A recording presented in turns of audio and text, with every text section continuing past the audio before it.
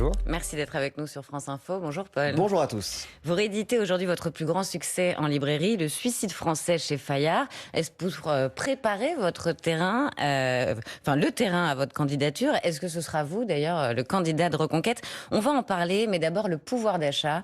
Le Premier ministre donnera une conférence de presse tout à l'heure avec à la clé de nouvelles annonces face à la flambée des prix du carburant. La difficulté, c'est que les caisses sont vides. Qu'est-ce que vous attendez du gouvernement?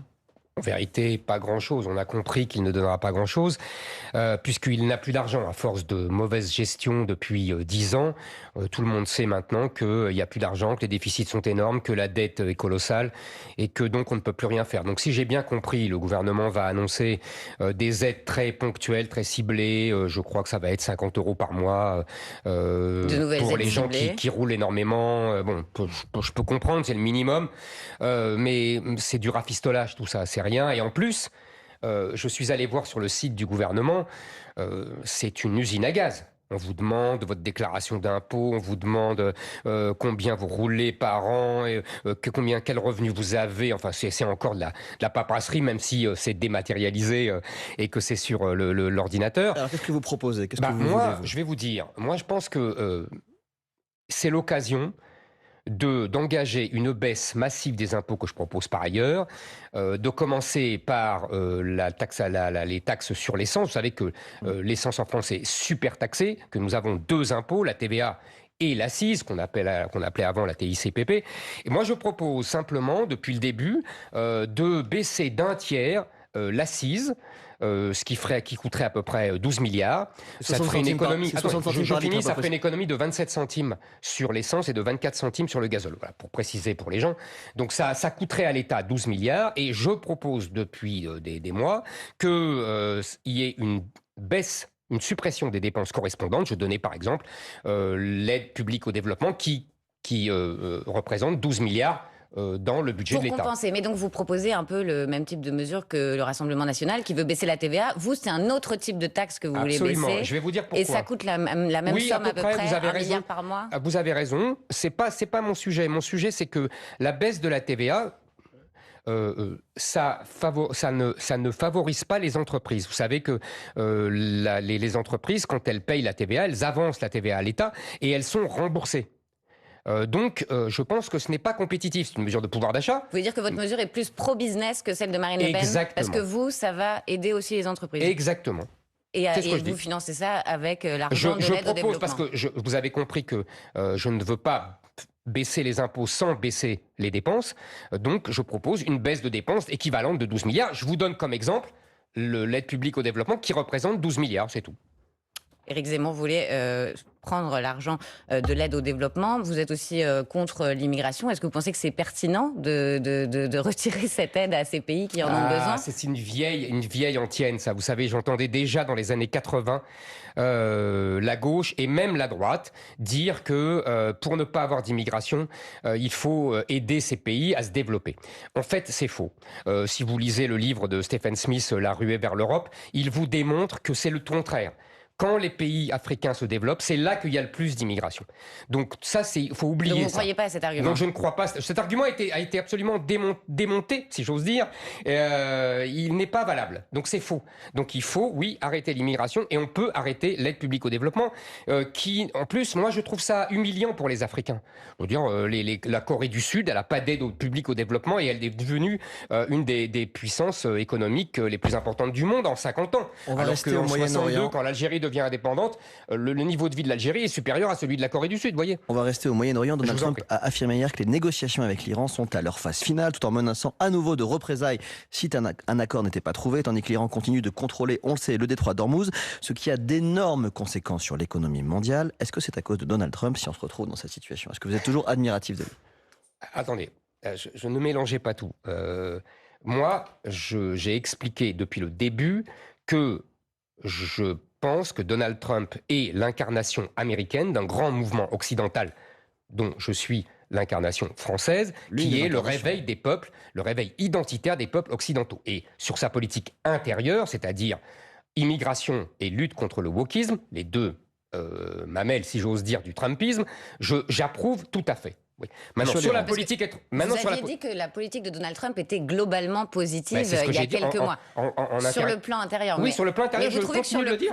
Sur le plan intérieur, est-ce que vous trouvez que c'est patriote et que ça sert les intérêts américains quand vous avez un président qui déclenche des guerres qui font augmenter les factures des Américains? Près de 4% d'inflation en avril aux États-Unis sur un an. Sur l'alimentaire, sur l'essence. Attendez, on ne juge pas une politique étrangère à l'aune des conséquences sur le pouvoir d'achat. Ça, c'est une vision courte vue. Excusez-moi, quand on est un homme d'État, on regarde la géopolitique. Après, il y a des conséquences qu'il faut gérer, mais on ne juge pas une politique étrangère. Dans ce cas-là, le général de Gaulle, quand il a donné l'indépendance à l'Algérie, on a perdu le pétrole algérien, vous voyez. Donc ça a fait une augmentation des prix du pétrole, et donc c'est ridicule de raisonner comme ça. Et sur le plan géopolitique, c'est un succès, vous trouvez? Mais sur le plan de politique intérieure, c'est un succès, je maintiens. Quand il y a des villes comme Miami et Los Angeles, dont la population diminue parce qu'on a renvoyé suffisamment d'immigrés, moi je dis c'est un point positif. Quand ils luttent contre le wokisme dans les universités, dans les entreprises, j'approuve. Bon, je repose ma question sur l'Iran. Est-ce que Trump n'a pas déclenché une tempête mondiale, notamment économique? Ça, c'est autre chose. Est-ce qu'il n'a pas une responsabilité pour vous? Mais on a toujours des responsabilités, encore une fois. Il est la première puissance du monde. Donc, dès qu'il bouge une oreille, ça a des conséquences sur le monde entier. C'est normal. Bon, maintenant, voyons ce que vous voulez, c'est qu'on parle de politique étrangère. Exactement. Et de la guerre en Iran. Ça, c'est un sujet. Je suis d'accord. Donc, j'ai bien compris, je crois avoir compris, que les deux axes de cette guerre sont, un, avec le gouvernement israélien, de détruire la capacité de l'Iran à avoir la bombe atomique. Hein. Deux, là c'est l'objectif géostratégique de l'Amérique toute seule, dans son grand combat contre la Chine, qui est l'axe vraiment fondateur du XXIe siècle. Cette guerre entre les États-Unis et la Chine, c'est l'équivalent de la guerre entre l'Angleterre et l'Allemagne qui a conduit à la Première Guerre mondiale. Vous voyez, le fameux piège de Thucydide. Donc, dans cette guerre-là, qui nous dépasse tous, les États-Unis veulent prendre, si j'ai bien compris, les fournitures de pétrole de la Chine. C'est comme ça qu'ils ont pris le Venezuela avec Maduro, c'est comme ça qu'ils ont chassé les Chinois du canal de Panama, c'est comme ça même le Groenland est dans cette grande stratégie. Et l'Iran, qui était le premier fournisseur de pétrole de la Chine, là aussi est ciblé à cause de cela. Je ne dis pas que Donald Trump a réussi. Pour l'instant, il a échoué.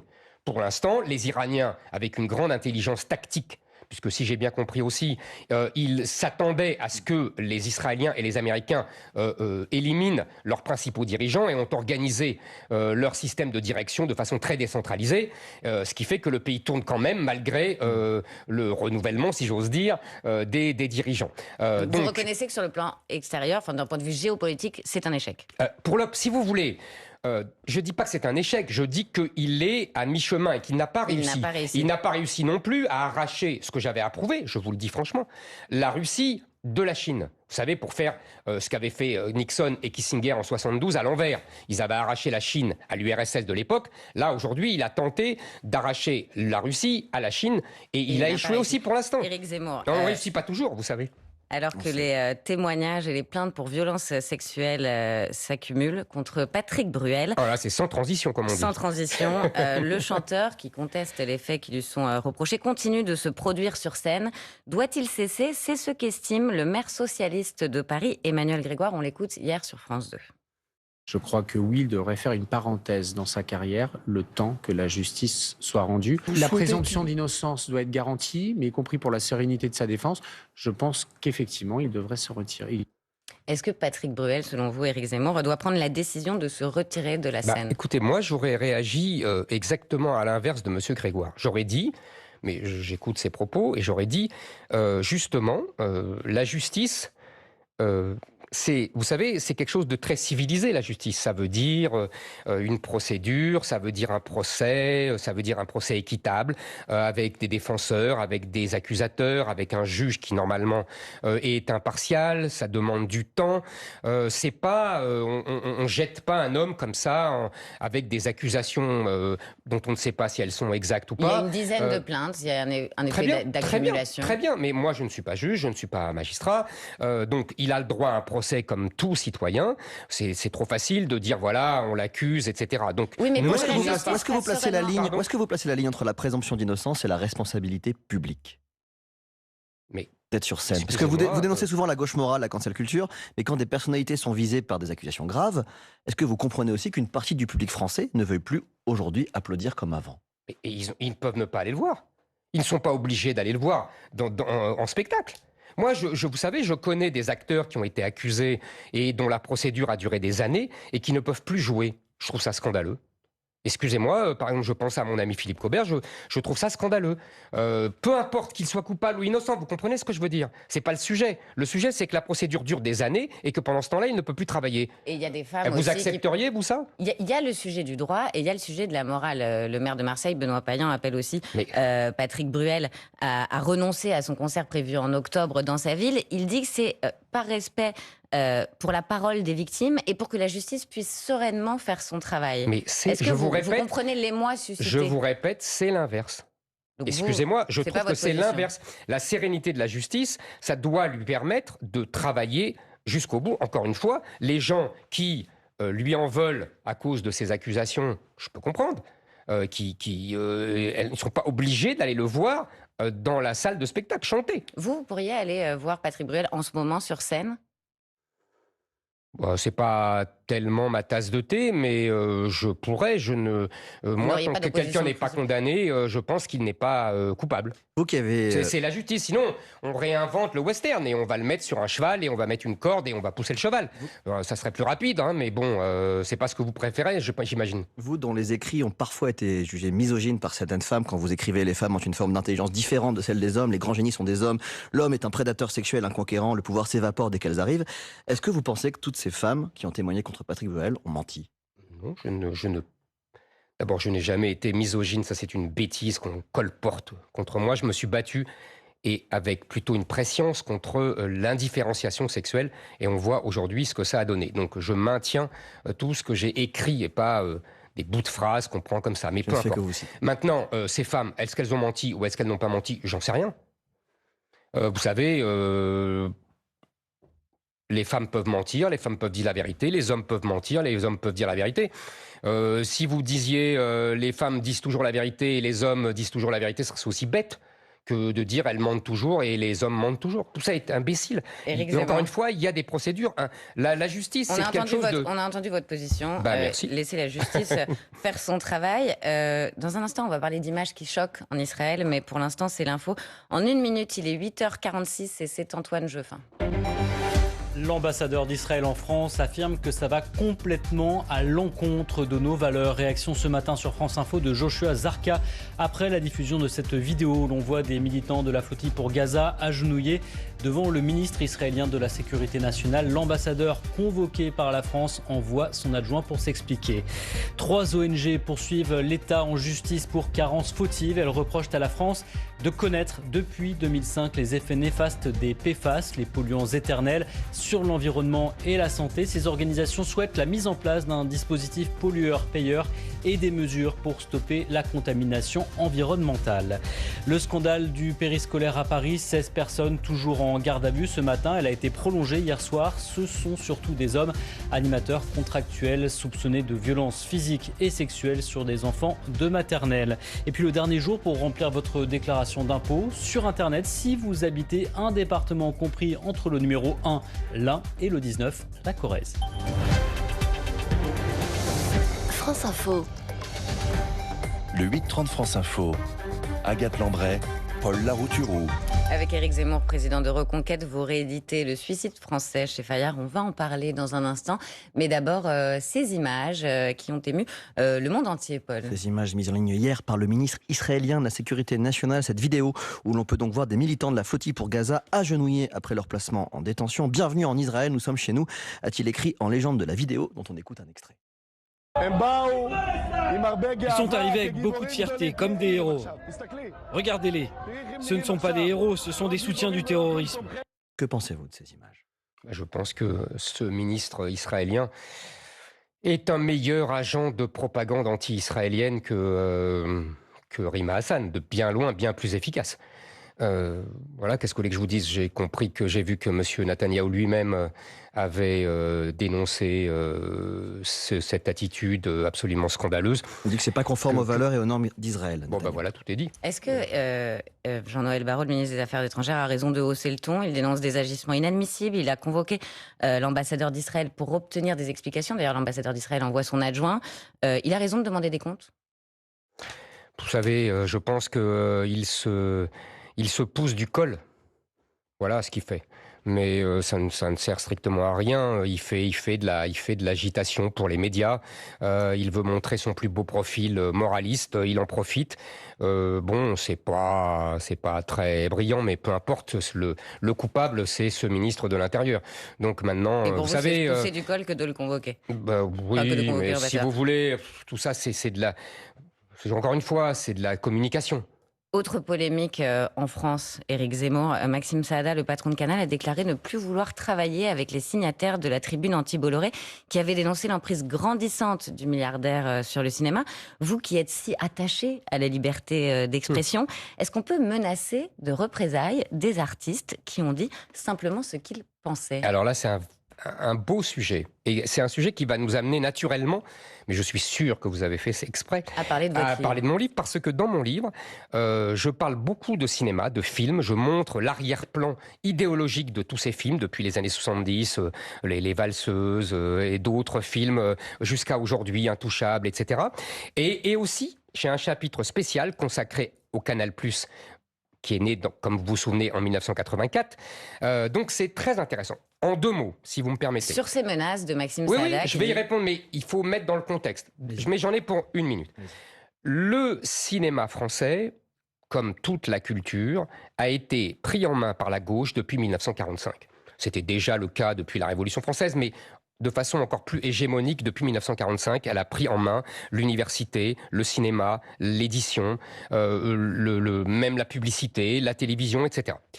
En 1984, quand Canal+ arrive, Canal+ devient le bras armé, parce qu'il a beaucoup d'argent, de cette hégémonie culturelle de la gauche. Et ce qui fait que les films deviennent de plus en plus majoritairement de cette idéologie. À partir des années 2000, on tombe même dans la caricature avec de plus en plus de mauvais films, ce qui n'était pas le cas avant, très woke ou donc vous dénoncez une pensée unique de gauche. Attendez, c'est très important ce que je vous dis parce que c'est le contexte. Attendez, non. Vous dénoncez une pensée unique. Est-ce qu'aujourd'hui le risque n'est pas qu'il y ait une contre-pensée unique? Laissez-moi finir mon explication, je vous assure, on va gagner du temps. Donc, quand Vincent Bolloré prend Canal+ en 2015. Il laisse cela. Je trouve qu'avec Maxime Saada, ils ont été très fair-play. Peut-être même un peu trop pour des gens comme moi qui pensent que le cinéma a une importance cardinale dans l'endoctrinement idéologique de la population française par la gauche. Mais pourtant, ils ont laissé faire. Quand vous voyez les films d'aujourd'hui, ils sont exactement comme dans les années 2010. Ce sont les mêmes, c'est la même idéologie de gauche. Quand il y a une exception, attendez, quand il y a une exception, comme un film magnifique des rayons et des ombres sur le collaborateur Jean Luchère, c'est l'exception qui confirme la règle. Donc, je disais, ils ont été très fair-play, très débonnaires même. Et aujourd'hui, les mêmes gens qui vivent grassement, il faut le préciser, de l'argent distribué par Canal+, lui crachent au visage de Vincent Bolloré, le traite de crypto-fasciste, ce qui montre qu'ils ne comprennent rien, parce que Vincent Bolloré, je le connais, c'est un catholique conservateur. C'est exactement le contraire du fascisme. Vous avez été en contact avec lui directement? Oui, j'étais en contact. Oui, j'ai travaillé pour CNews, ça vous a pas échappé. Donc je le connais un peu. Depuis hier, je le connais un peu. Non, j'ai pas été en contact là dans cette affaire. En tout cas, je sais que c'est un catholique conservateur. C'est le contraire du fascisme, qui est révolutionnaire et anti-chrétien. Mais donc est-ce que Maxime Saada a ils ont raison. De menacer Oui, je trouve qu'ils sont encore une fois. Donc vous qui dénoncez la cancel culture, là il fait la même chose et vous dites cette fois je valide. Il dit si ces gens nous traitent de fascistes, il ne faut pas qu'ils prennent notre argent. Je trouve que c'est le minimum. Je vous répète, je trouve qu'ils ont été très élégants ces gens-là. D'ailleurs, j'ai vu que le CNC reconnaissait que Canal+ n'avait pas vraiment orienté la destination idéologique des films. Et je voudrais dire quelque chose que j'ai trouvé absolument scandaleux, parce que c'est votre question. Quand j'entends le ministre de la Culture, la ministre de la Culture, la présidente de l'Assemblée nationale appeler au pluralisme et à la diversité idéologique dans le cinéma, mais ils vont voir les films, ces gens? Je veux dire, la diversité, elle n'existe pas. C'est 90% pour la gauche. Donc oui, la diversité, oui, mais pour l'instant, il n'y a pas de diversité dans le cinéma français. On a entendu votre discours, votre position sur Maxime Saada, que vous comprenez donc. Oui. On le disait, vous rééditez votre livre Le suicide français chez Fayard. Vous êtes depuis plusieurs jours un peu partout, dans le Figaro, sur CNews, dans le JT News. Est-ce que cette réédition, c'est un prétexte pour imposer votre candidature dans l'atmosphère? Pourquoi des mots négatifs? Je pense prétexte, que c'est négatif. prétexte Imposer. pour imposer. Écoutez, en tout cas, ce qui est vrai, je ne vais pas tourner autour du pot, c'est vrai qu'en 2014, j'ai écrit pour alerter, je dirais aujourd'hui, j'ai écrit pour mobiliser. Tout simplement parce que les choses se sont aggravées. Vous savez, pourquoi ce livre a eu autant de succès et pourquoi je le réédite? Parce que c'est ça la question. Je pense pour 2 raisons. La première, c'est qu'il répond à une question fondamentale que se posent les Français, qui est comment on en est arrivé là. J'entends beaucoup de jeunes qui ont l'impression de n'avoir le choix qu'entre le désespoir et l'exil. Et des gens de ma génération qui ne reconnaissent plus le pays dans lequel ils ont grandi. Vous savez, il y avait une très belle phrase d'Edgar Quinet qui disait « Le véritable exil n'est pas d'être arraché de son pays, c'est d'y vivre, mais de n'y plus rien trouver de ce qu'il faisait aimer. » Et vous trouvez que ça fait rêver, ce discours décliniste, disent certains, apocalyptique, disent d'autres? Là, vous me rajeunissez parce qu'il y a 10 ans, c'est exactement ce qu'on me disait. Décliniste, apocalyptique. Alors, apocalyptique, vous savez que apocalypse vient du grec qui veut dire dévoilement de la vérité. C'est exactement ce qui s'est passé. Décliniste, moi, j'ai dénoncé le déclin. D'autres l'ont organisé. Moi, je pense, si vous voulez, et c'est la deuxième raison, d'après moi, du succès de ce livre et de la réédition, c'est que malheureusement, tout s'est passé comme prévu. Tout s'est passé comme prévu dans ce livre, c'est-à-dire que nous avons eu une immigration qui est devenue de plus en plus invasion islamique, nous avons eu une école qui s'est encore plus effondrée, nous avons eu un juge qui a pris de plus en plus de pouvoir et qui corsette la démocratie, nous avons vu une désindustrialisation qui a appauvri les Français. Tout ce que j'annonçais dans ce livre, c'est malheureusement avéré exact. Est-ce que vous serez candidat à la présidentielle, quoi qu'il arrive? Mais vous savez, je vais vous répondre ce que je réponds partout. Je ne vais pas annoncer ici ma candidature. Une candidature, c'est quelque chose de solennel. J'ai vu trop de candidatures ratées, encore récemment. Donc, moi, si j'étais candidat, j'essaierais de la réussir. Sarah Knafo, elle a lancé un nouveau site, tandis que vous avez votre livre, une plateforme participative qui s'appelle le Programme pour la France en vue de 2027. Est-ce qu'elle est en train de vous piquer la place, Éric Zemmour? C'est pour ça que je parlais d'imposer votre candidature. Mais vous savez, certains disent qu'elle vous la conteste. Tout ça, c'est des rumeurs colportées par des journalistes qui ne travaillent pas, qui sont manipulés par des gens qui ne nous aiment pas. Pardon, on a eu Sarah Knafo à votre place, on l'a écouté. On a eu Sarah Knafo à votre place, qui était assise à votre place il y a quelques mois pour la campagne municipale. On l'a écouté.